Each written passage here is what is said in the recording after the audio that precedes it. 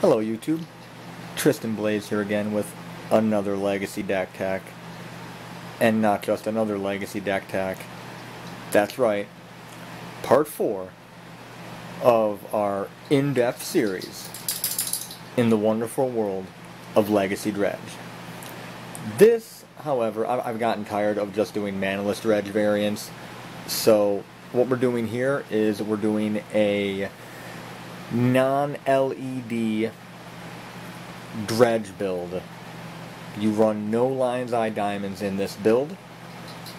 It's just land and the normal stuff you would have with a dredge deck, with a couple of cards thrown in to make up for the lack of lion's eye diamonds.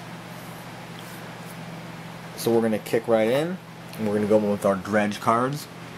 Golgari Thug, Stinkweed Imp, and the Grave Troll. Okay, we have basically, once again, we're playing dredge, so it's not really dredging 4 or 5 or 6, it's draw 4, draw 5, or draw 6. That's how you gotta remember, when you play dredge, you're playing a different type of play style.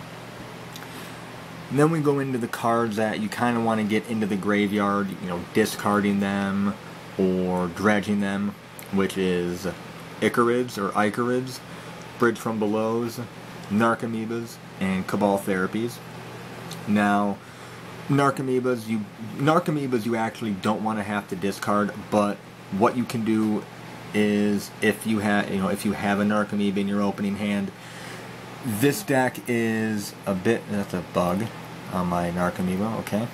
This deck is a bit more forgiving than manaless dredge variants because you actually have land. So you can hard cast it, and at the same time this deck is a bit more forgiving when it comes to actually casting some of your dredge creatures, because if you look at Golgari Grave Troll, it's got the ability that when it goes to your graveyard from play, you put target creature from your graveyard on top of your library. Now in manaless dredge, you really don't use first of all, you really don't use Golgari Thug's ability in manaless dredge because you don't want to waste the dread return for it, but you have mana that you can use in this deck.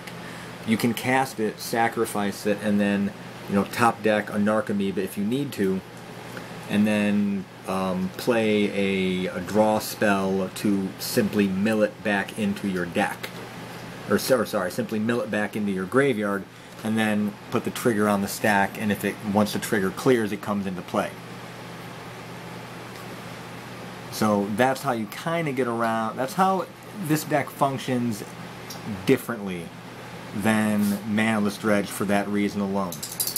At the same time, you have your dredge, you have enablers for your dredge cards, which are Breakthrough, 4 Breakthroughs, 4 Putrid Imps, 4 Careful Studies, 4 Faithless Lootings, plus it can flashback, and then 2 Firestorms. Now, any standard dredge deck that's a non-manaless dredge variant, you're going to have at least 3 to 4 Breakthroughs, Putrid Imps, 3 to 4 Careful Studies, 3 to 4 Faithless Lootings. Normally what I see when I see people playing a non-LED dredge deck like this is they don't have Firestorm. They have, Tireless Tribe from Odyssey Block. It's a 1/1 for 1, discard a card, it gets +0/+4. Well, the difference is when you look at Breakthrough, Putrid Imp, Careful Study, and Faithless Looting, all of these actually have to resolve before you can get anything into your graveyard. So if they counter Breakthrough, or the Imp, or Study, or Looting, you can't get anything into your yard. But Firestorm, you pay 1 and discard X cards. You discard as a cost. You discard as part of the mana cost to play it. So even if they counter it, you still dump X amount of cards into your graveyard. Now with Firestorm, I do have to also point out you choose and discard X cards, and it deals X damage to X number of targets. So you discard, say you're on the draw, you have 8 cards, you play Gemstone Mine, tap it to remove a counter for red, and play Firestorm. you have 6 cards left in your hand. If you want to discard all 6 cards, you need 6 targets. So, I mean, you can easily go with you and your opponent, but that's only 2. You need to have 4 more targets. So with Firestorm, you can do... I mean, Firestorm, if you have the cards in your hand, you can do one hell of a board wipe with it, first of all, which is great against swarm decks like elves, goblins, things like that. But at the same time, if you don't have any valid targets, except for you or your opponent, you can only get 2 cards into the graveyard. But it's a guaranteed way to get cards in the graveyard. So that's why I like Firestorm, because it's just, bam, you know, choose and discard X. You know, your opponent's playing, if your opponent's playing like Goblin Charbelch, or empty the Warren for, and he empties the Warrens for 8 on turn 1, and you're on the draw, you can very, very easily just go ahead and just, you know, deal, you know, 6 damage to 6 goblins with a Firestorm, and kind of like wipe the board a little and make it a lot easier to win. So it is kind of fun to do that. Now, for your mana base, you got your 4 Ceph Colosseums, 4 Gemstone Mines, 4 Cities of Brass, and I run 2 Undiscovered Paradises because I need the Rainbow Land. And I mean, you can run Tarnished Citadel, or you could run maybe like Tendo Ice Bridge, or just any of those random rainbow style lands. The reason I run Undiscovered Paradise is it's a rainbow land, and if you want to have your sideboard with Bloodghast, you can use Undiscovered Paradise to trigger Bloodghast. But I'm not going to really run Bloodghast in this build, but I do like the ability of just having, you know, 2 more rainbow lands in the deck. It makes it run smoothly, because in your first opening turns, you really, really want to have, you know, red, blue, or black mana, and you can't always guarantee you're going to have that if you're not running a lot of rainbow land. That's why I'm running the 4 cities, the 4 gemstones, and the 2 Undiscovered Paradises.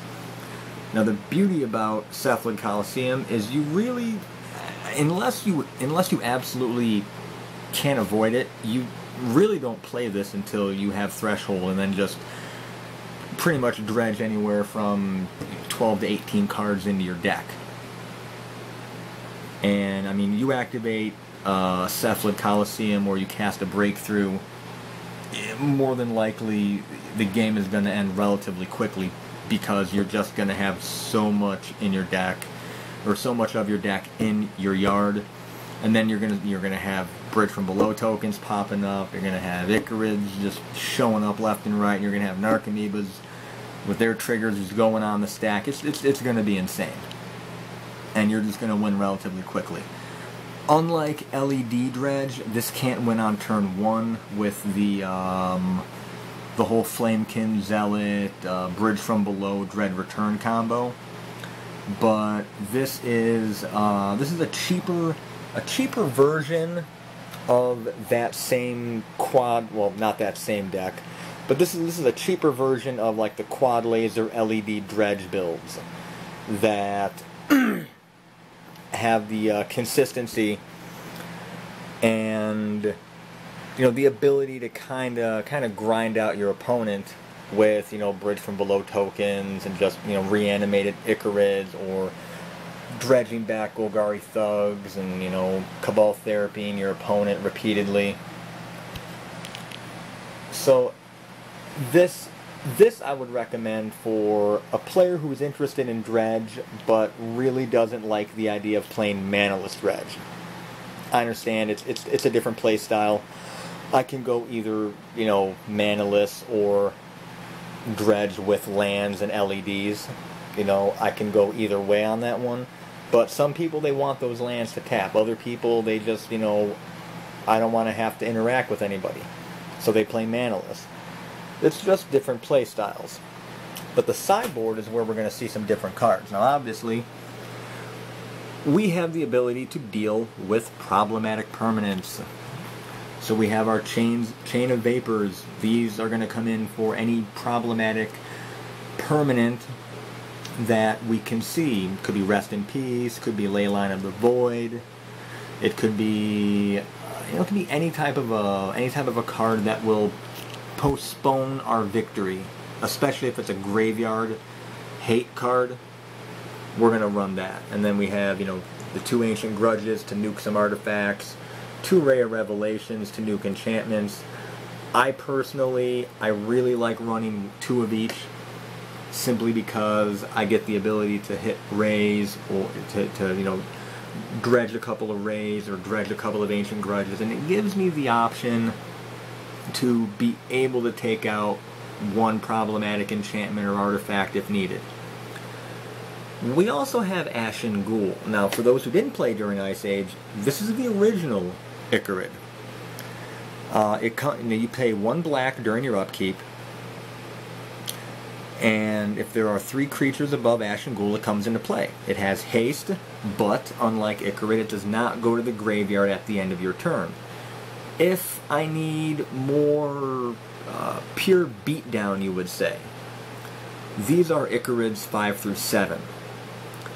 They'll come in, and I might take out a Breakthrough and a Careful Study and a Putrid Imp for the Ashen Ghouls, and just go nuts with that, because then I can have a bunch more 3/1s just beating face off, just beating face of my opponent.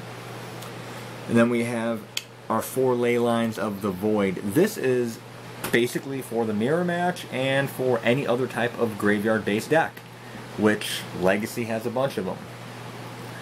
We actually have the ability, if needed, to hardcast it, although by turn 4 we're probably screwed if we're hardcasting it.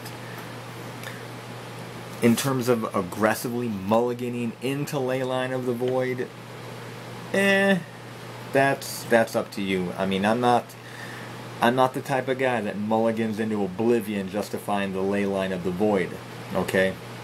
Now, if it's like the finals of, say, Legacy World Championship, and I know that if I get a Leyline of the Void out, I auto-win, sure, yeah, I'll do it then.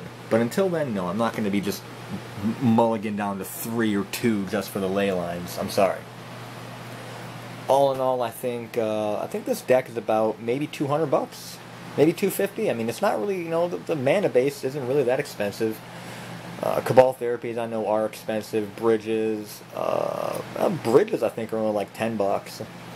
Ichorids maybe have hit $10 tops, maybe.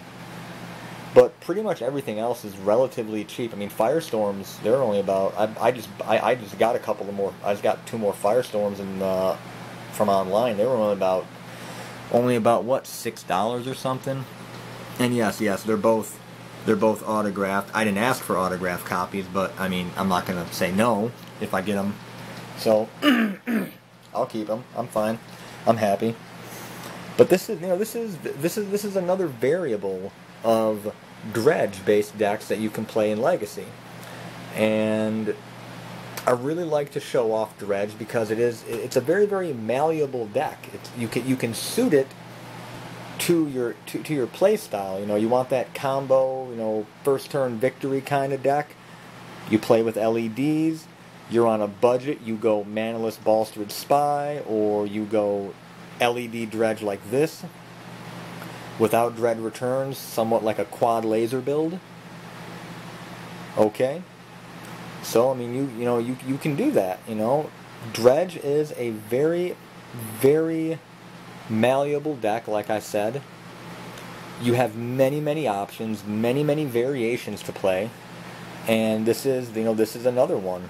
And next time we do part 5 of Wonderful World of Legacy Dredge, I might just do LED quad laser. Then I'm not sure. I might. I'm probably just gonna do this variant of Dredge, but I'll do the Dread Return version and we'll put that one up there. But this is Tristan Blaze, and if you want more Legacy deck techs, you want more, if you want like workout videos, stuff like that, you want some gaming, like, comment, subscribe, let me know. Say, hey, look, can you build this deck? Can you, put this deck tech up if you have the cards? I'll see what I can do. Thank you.